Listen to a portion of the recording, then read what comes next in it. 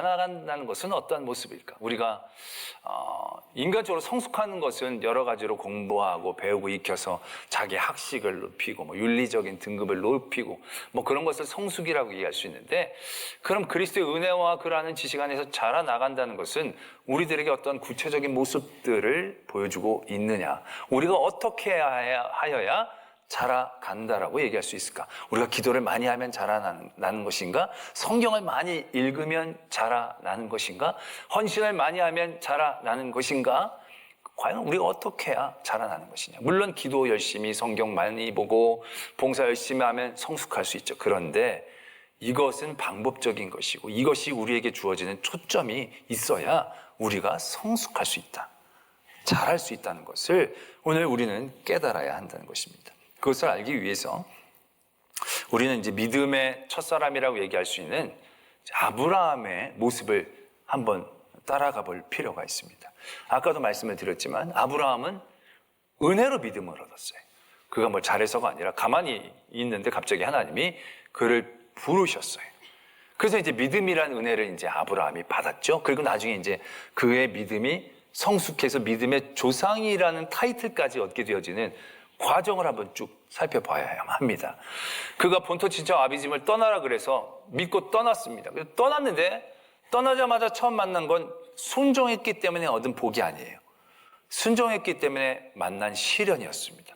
본토 친척 그 비옥한 초승달 지역에서 떠나서 그 가나안 지역으로 왔는데 거기 가뭄이 든 거예요, 하필. 그래서 그 땅에 계속 있기가 어려워서 점점 남쪽으로 애굽으로 내려오게 된 거죠. 애굽으로 내려왔는데 거기서 또 큰 시련을 만나게 되죠. 뭐냐면 사라가 너무 이쁜 거예요. 그러니까 이 애굽의 왕이 그 여인을 데려가는 거예요. 많은 지참금을 주고 사라를 데려간 거예요. 이 정말로 큰일 났습니다. 이건 아들은커녕 자녀는커녕 부인까지 뺏기는 큰 시련과 절망 가운데 아브라함이 처해진 거죠. 근데 그때 하나님이 강권적으로 나서십니다. 역사하십니다. 그래서 바로의 집안에 재앙을 내리셔서 바로가 깨닫고 사라를 돌려보냅니다. 그가 사라를 보낼 때 얻은 재물과 함께 그가 다 가지고 애굽을 떠날 수 있게 되어집니다. 어떻게 보면 병 주고 약 주신 그런 상황이 되는 것이죠. 굉장히 어떻게 보면 아브라함에게 있어서는 고민이 되어질 만한 상황입니다. 그러나 그런 모든 일련의 사건들을 통해서 아브라함은 성숙해집니다.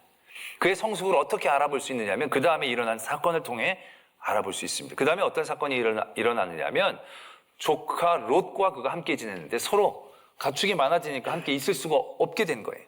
서로 나눠질 때 아브라함이 어떻게 했느냐면 그가 삼촌이고 먼저 선택할 수 있는 충분한 자격과 조건을 갖고 있었어요. 그런데 아브라함이 그가 먼저 선택하지 않습니다. 아무거나 해도 자기는 괜찮다라고 얘기합니다. 그리고 롯이 먼저 좋은 데로 가라고 얘기해 버린다는 얘기죠. 거기 굉장히 비옥하고 짐승을 기르기도 좋은 땅이 너무 틀림없이 보이는데 아브라함이 거기에 매이지 않습니다. 너가 먼저 선택하고 가라.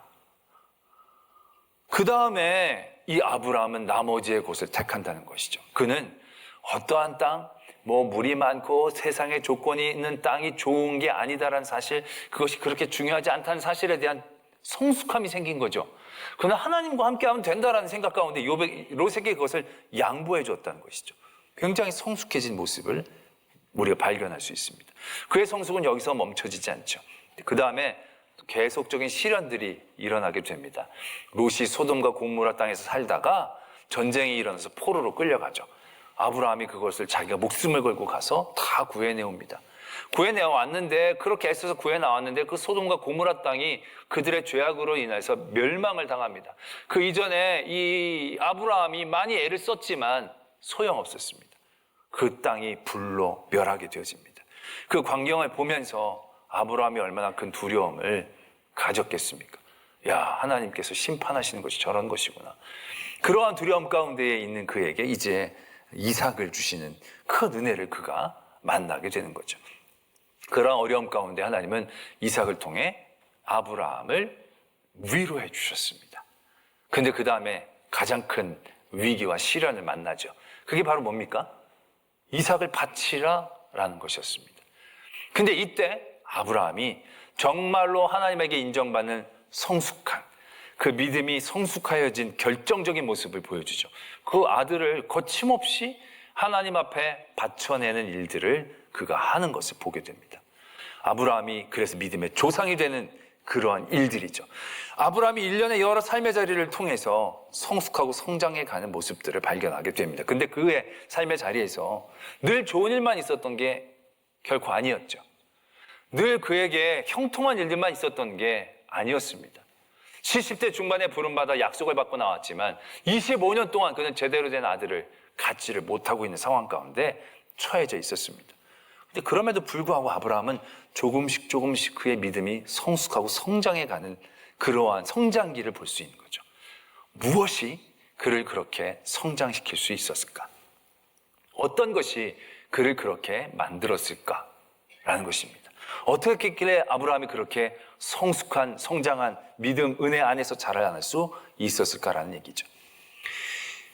이 반대되는 예를 한 번 더 살펴보면 베드로 후서에서 발람의 얘기를 들고 있습니다. 발람은 민수기서에서 보면 그 하나님의 선지자였는데 하나님의 말씀을 받은 사람이었는데 출애굽한 이스라엘 민족을 이 발락이라는 왕이 저주해달라고 이제 그 사람을 불렀던 그 선지자입니다. 이 사람은 하나님의 은혜로 하나님의 선지자가 된 거예요. 그가 공부해서 도 닦아서 한 게 아니고 하나님이 그에게 하나님의 영을 주셔서 하나님의 말씀을 선포하게 해주신 은혜를 입은 사람이에요. 근데 그 사람이 결국 나중에는 벌을 받고 멸망을 합니다. 베드로 후서에서도 그를 불의의 싹 때문에 멸망한 사람으로 적고 있다는 얘기죠. 근데 민수기에서 보면요, 약간 좀 억울해 보여요, 이 발람이. 왜냐하면 솔직히 하나님이 가라 그래서 가고 하라는 말만 했거든요. 물론 약간 좀 온전하지 못하지만 그래도 하나님에게 크게 죄진 것 같아 보이진 않아요. 그런데 이 발람은 그냥 멸망당하는 거예요. 왜 발람이 이러한 일들을 겪게 되어졌을까라는 얘기죠. 그 원인을 오늘 베드로 후서에서는 그가 불의한 싹을 사랑했다라고 적고 있습니다. 처음에 발락이 사신을 보냅니다. 돈을 많이 갖고 가서 와서 자기를 축복하고 이스라엘을 저주해달라고 얘기합니다. 그래서 발람이 하나님 앞에 기도하죠. 근데 하나님이 아니야, 그 백성은 내 백성이야. 분명하게 얘기하시고 가지 마. 못 갑니다. 보냈습니다. 그때 발락이 더 높은 사람들과 더 많은 재산을 물질을 가지고 이 발람에게 옵니다. 나랑 같이 가자고. 근데 그때 발람이 하나님 앞에 또 기도합니다. 또 갈까요 말까요? 여기서부터가 문제인 거죠. 왜냐하면 이스라엘 백성은 하나님의 백성인 거예요. 하나님의 본심은 분명한 거예요. 그게 또다시 기도하고 자시고 할 부분이 아니라는 얘기죠. 단호하게 아닙니다. 하나님이 말씀하셨습니다. 아무리 세상을 쌓아갖고 와도 아닌 건 아닌 것이 되어져야 한다는 것입니다. 그에게 하나님이 분명히 보였더라면, 하나님의 마음에 대한 관심이 있었더라면, 근데 그가 물질에 흔들린 거죠. 어떻게든 기회가 있지 않을까. 그 하나님이 마지못해 가라고 한 겁니다.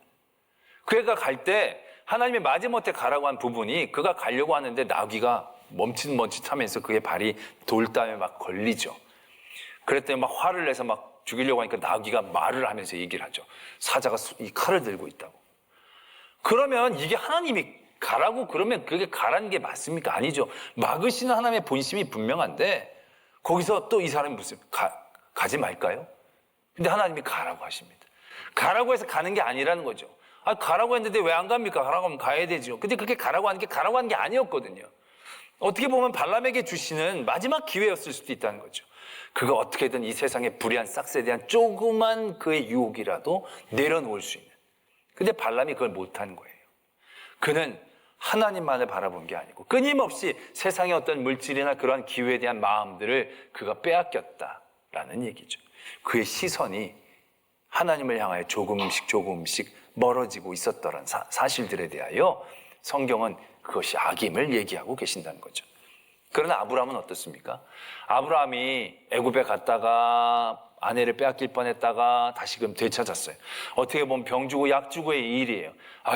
가라고 해서 갔더니 가뭄이 이것도 아내까지 빼앗기고 그러고 나서 이거 다시 주시는 건 차라리 이게 뭡니까? 불평할 수도 있는 일이에요. 그런데 나중에 보면요, 그런 모든 일들 가운데서 아브라함은 하나님을 품은 거예요.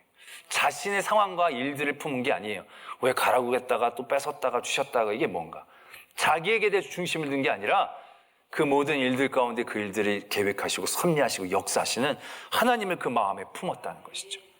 그 하나님이 그의 마음 안에서 자리 잡기 시작한 거죠. 그랬을 때 어떤 문제를 만나게 되었을 때 그는 하나님이 크게 보이기 시작한 거죠. 하나님이 보이니까 물 있고 비옥해 보이는 땅이 그렇게 중요하게 여겨지지 않는 마음이 생겼다는 거죠. 그게 성숙과 성장의 모습이었다는 얘기죠. 여러 시련들을 만납니다. 여러 하나님의 심판들을 만납니다. 이삭을 주신 큰 은혜를 만납니다. 거기에서 이 아브라함이 취득했던 것은 하나님이 주신 이삭이 아니었다는 거예요. 야, 내가 이 귀한 아들, 그래서 아들 막 진짜 그 눈에 넣어도 안 아플 아들, 너무 귀한 아들, 이게 아니었다는 얘기예요. 그러한 모든 일련의 일들을 통해서 아브라함이 품은 건요, 그 이삭을 주신 하나님이셨다 라는 얘기예요. 야, 내가 되돌아보면 지금 나이가 몇 살인데 내가 내 나이는 그렇다고 해도 사라 나이는 정말 이게 말도 안 되는 나이인데 여기에서 하나님이 이 아들을 정말로 주셨네. 하나님이 주셨네. 하나님의 약속을 지키셨네. 하나님은 하신다면 하시는 분이시네.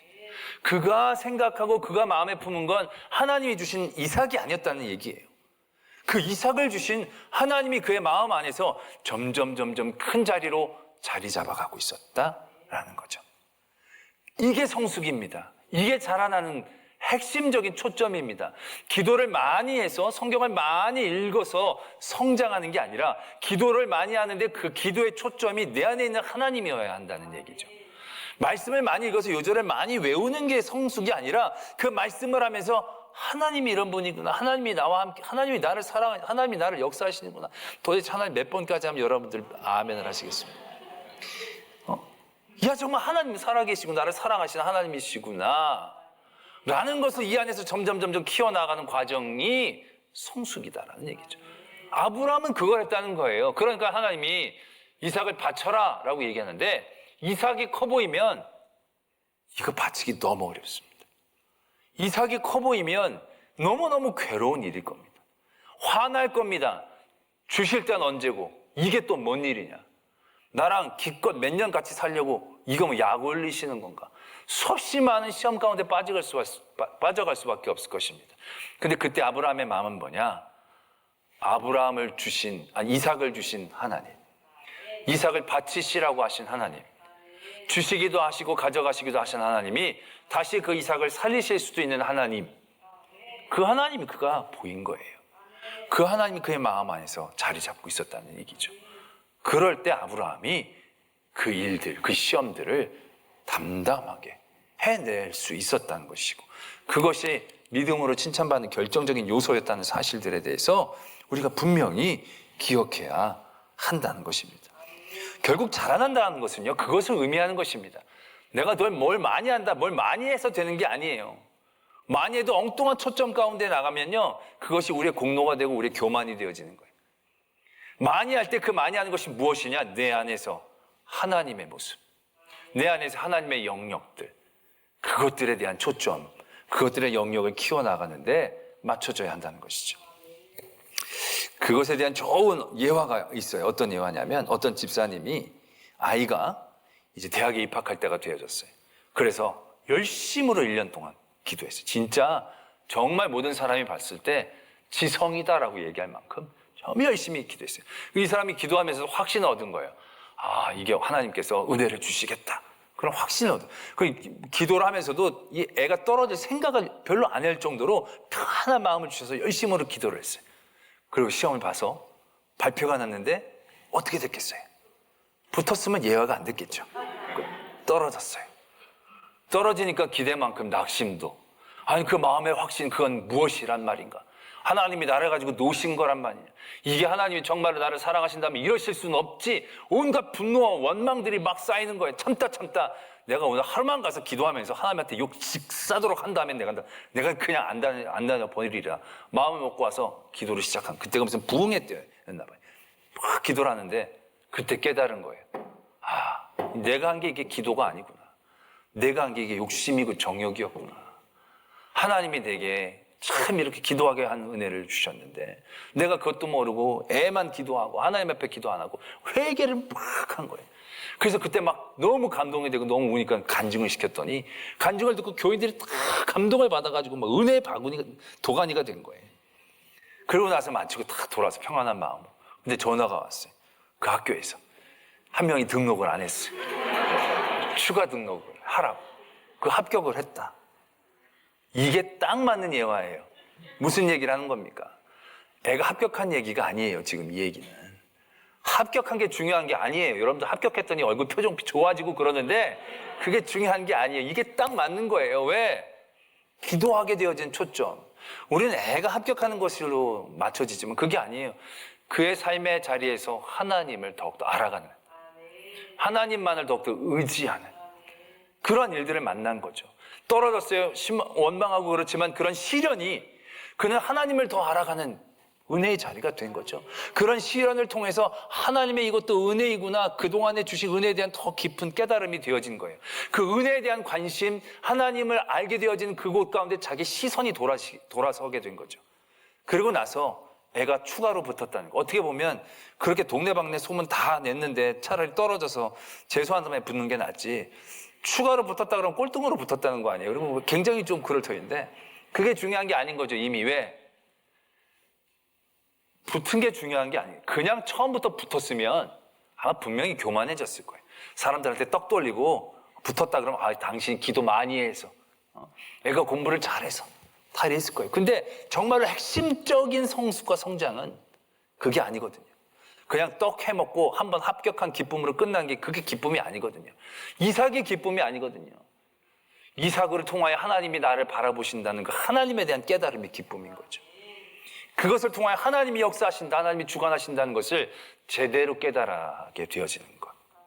이게 진짜 성숙과 성장의 중요한 모습이다라는 것입니다. 우리가 성장하려면 어떻게 되느냐? 성장하려고 우리가 뭘 하려는 게 아니에요. 중요한 건 모든 우리의 삶의 자리에서 일어나는 좋은 일, 나쁜 일, 은혜, 시련, 이런 모든 일들 가운데서 중요한 건 어떻게 은혜를 감사하느냐, 시련을 이기느냐가 아니라 그 은혜 주신 하나님을 내 마음속에 얼마나 품느냐. 이 시련을 통해 역사하시고 주관하시는 하나님을 얼마나 더 크게 바라볼 수 있느냐.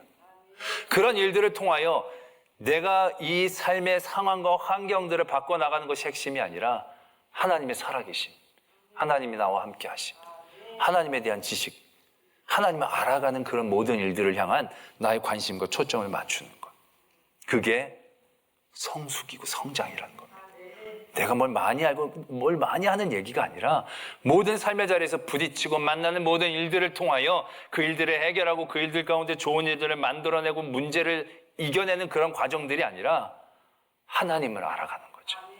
애굽에서의 가뭄을 통해서 하나님을, 바로의 큰 시련을 통해서 하나님의 역사하심을, 또한 그런 성숙함을 통하여 문제를 해결할 때도 그런 좋고 편안한 세상의 조건이 아니라 굉장히 단순하게 하나님이 크게 보이니까 그게 별 필요가 없는 거죠. 그냥 너 마음대로 난 그냥 하나님만 있으면 돼. 작게 보이니까 거기에 매이지 않는 거죠. 막 머리 써가지고 뭐가 좋을까, 이게 좋을까, 이렇게 해서 이게 좋을까, 이삭을 바치려는데 이게 바치는 게 왜 바치라는 거지?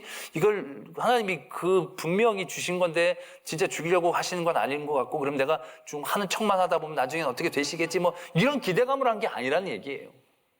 그냥 하나님이 크게 보이니까, 하나님이 그 안에서 모든 영역을 다스리시니까 이삭이 작아 보이니까 그게 가능한 거죠. 주신 분도 하나님, 취하신 분도 하나님, 다시 살리실 수도 있는 하나님. 그게 되니까 그게 성숙이고 성장인 거죠. 내가 큰 게 아니라는 거예요. 제가 지난 주일에도 수요일에도 그 여리고성의 맹인에 대한 얘기를 나누면서 그랬어요. 그 맹인이 눈을 나중에 떴는데 예수님이 뭐라고 하셨느냐면 너의 믿음이 너를 구원했다. 이거 신학적으로 보면 잘 안 맞는 것 같거든요. 그게 하나님 예수님의 은혜이지 내 믿음이 나를 구원했다? 내 믿음이 굉장히 크고 내 믿음이 굉장히 대단하고 엄청난 걸 내가 가진 것 같아 보이는 그런 대목이다라는 얘기죠. 근데 그게 그 말씀이 아니에요. 그 맹인이 갖고 있는 믿음, 자기 믿음이라고 얘기하는 믿음에 자기 것이라고 포장되어 있지만 자기 건 하나도 없어요. 그 안은요 온통 예수님에 대한 것들로 가득 차 있는 거예요. 예수님만이 하실 수 있습니다. 예수님은 이렇게 하실 수 있습니다. 예수님만이 나의 구원자이십니다. 내 믿음이라고 얘기하지만 내 믿음이 아닌 거예요. 내 안에 하나님의 영역에 대한 얘기인 거죠. 내가 이만한 믿음을 본 적이 없다. 네 믿음이 크도다. 이렇게 칭찬을 받은 사람들의 믿음이 다른 사람들보다 뭐 엄청나게 뭘 많이 하고 오래 한 사람들의 얘기가 아니에요. 그런데 왜 예수님이 네가 믿음이 크다? 큰 믿음이면 그게 무엇을 의미하는가? 여러분들은 여러분들의 믿음이 크냐 작으냐 어떻게 여러분들이 얘기할 수 있어요? 교회를 오래 다니고 뭐 많은 헌신하고 봉사하고 헌금 많이, 그게 아니에요. 큰 믿음의 결정적인 모습은 내 안에 하나님이 크게 보이는 것을 의미하는 거예요. 내 믿음이 큰 게 아니라 내 안에 계신 하나님이 크실 때 그 믿음이 큰 거죠. 이만한 믿음이 볼 수 없다 할 때 내 믿음이 강해서 내가 이 어떤 시련과 문제들이 다가왔을 때 그것들을 해결하는 능력과 지혜가 뛰어나서가 아니라 그런 문제들이 내가 다가오는데 그 문제들이 별로 문제처럼 여겨지지 않아. 왜? 하나님이 크게 보이시니까. 하나님이 두려우니까. 하나님을 사랑하니까. 그런 것들이 크게 염려되어지지 않을 때 그때 그게 큰 믿음이 되는 것이. 그게 네 믿음이 너를 구원하는 그 믿음이 되어진다 라는 얘기죠. 오늘 우리의 신앙의 삶의 자리에서 우리의 믿음을 바라볼 때 우리는 이걸 바라보아야 합니다. 얼마나 내 삶에 하나님을 크게 보고 있느냐. 내가 얼마나 내 삶의 모든 자리에서 그 일에 하나님의 영역을 인정하고 그것들을 마음에 품고 각인하며 그 믿음을 성숙하기 위해 끊임없이 부딪히고 노력해 왔는가. 우리가 기도해서 어떤 큰 은혜를 받으면 우리 은혜를 감사하는 것으로 끝내버려요. 합격하면 합격, 돈 벌면 돈 벌면, 병에 나으면 나, 그냥 그걸 끝나가. 내가 병에 나았다, 이게 끝이에요. 돈을 벌었다, 끝이에요. 애가 합격했다, 그럼 끝이에요. 그게 끝나는 게 아니라는 거예요. 돈을 벌게 하신 하나님, 그 하나님이 내 마음에 남아야 되는 거죠. 돈은 사라져도 그 마음은 남는 거니까. 건강은 늙어가도 그 건강을 주신 하나님에 대한 영역은 내 안에 커지니까. 그래서 내 삶에 하나님이 커 보이면, 하나님이 내 눈앞에 가득 차 보이면 세상의 유혹, 시험 이런 것들이 별로 무서워지지 않죠. 유혹되어지지 않죠. 하나님만이 보니까. 그러니까 예수님께서 모든 시험을 당하셨을 때 하나님 크게 보는 거야. 하나님 말씀을 중요하게 여기는 거예요. 그 마음에. 그러니까 그런 유혹과 시험들 가운데서 능히 이겨낼 수 있는 믿음의 성숙함을 볼 수 있었다라는 것입니다. 할렐루야. 우리의 모든 삶의 자리에서 성숙해진다는 건요, 모든 삶의 자리에서 하나님의 영역을 바라보려고 애쓰고 노력하는 겁니다. 기도할 때도 내 걸 이루기 위해서가 아니라 하나님께서 들으시는 것으로. 말씀을 읽을 때도 내가 지식을 많이 하는 게 아니라 하나님이 나에게 주시는 마음을 알기 위해서. 헌신하고 봉사할 때도 내가 공로를 세우는 게 아니라 그 일들을 통하여 하나님의 마음과 사랑을 알아갈 수 있도록. 그래서 하나님이 내 안에 남고 하나님이 내 안에 쌓여서 그 하나님이 내 안에서 커져나갈 때 그것이 그로 자라간다는 거죠. 성숙해진다는 것이죠. 그런 일들을 통하여 우리가 더욱더 굳건히 하나님의 편에 서서 여러 유혹과 핍박 가운데 흔들리지 않고 하나님이 믿음, 그 은혜로 주신 믿음이 믿음 되게, 그 믿음이 역사 되게 하나님의 일 가운데 쓰임 많은 성도가 되어진다라는 것입니다. 이번 7월 한 달 우리가 그런 은혜를 더욱더 묵상하면서 더욱더 우리의 신앙적인 자라감에 대한 도전들이 되어지는 그런 한 달이 되기를 원합니다. 이 코로나로 끝날 듯 끝나지 않는 이것이 우리를 굉장히 지치게 하지 않습니까? 그러니까 우리가 이러한 때에도요, 병을 크게 보면 안 됩니다. 이 병을 주신 하나님, 그 마음을 알려고 우리가 도전해야 하는 것이죠. 그리고 병이 크게 보이는 게 아니라 그 주관자신 하나님을 우리가 더 크게 여길 때 우리가 하나님의 뜻에 맞는 자리를 지켜내면서 온전한 성숙과 하나님의 역사를 이뤄낼 수 있는 그런 성도가 되어질 줄로 믿습니다. 말씀을 생각하며 함께 기도하기를 원합니다. 여러분들은 얼마나 하나님이 여러분들에게 크게 보이십니까? 여러 문제, 지금도 여러분들 걱정하고 근심하게 하는 많은 기도의 제목이 있습니다. 자녀가 커 보이지 않습니까? 물질이 커 보이지 않습니까? 병이 커 보이지 않습니까? 하나님은 그것들보다 훨씬 비교한다는 자체가 말이 안 될 정도로 하나님은 크신 하나님이신데 우리의 삶에서 그 하나님은 잘 보이지 않습니다. 부르긴 하지만 내 삶에 그렇게 가득 채워지지 않습니다. 우리의 성숙함은 내 안에 하나님의 모습을 크게 하는 것입니다. 그러기 위해 우리 모든 삶의 자리에서 누리고 만나고 생각하는 그 모든 일들 가운데에서 하나님을 붙잡아야 합니다. 하나님을 품어야 됩니다. 하나님을 남겨야 합니다.